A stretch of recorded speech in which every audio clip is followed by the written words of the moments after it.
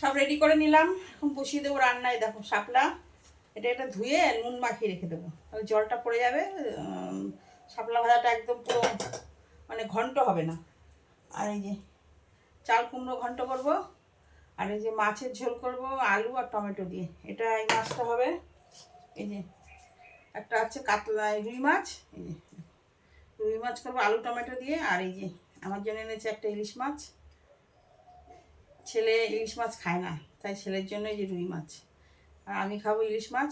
রুই মাছ দিয়ে আলু দিয়ে টমেটো দিয়ে ঝোল, মানে ঝোল মতো করবো।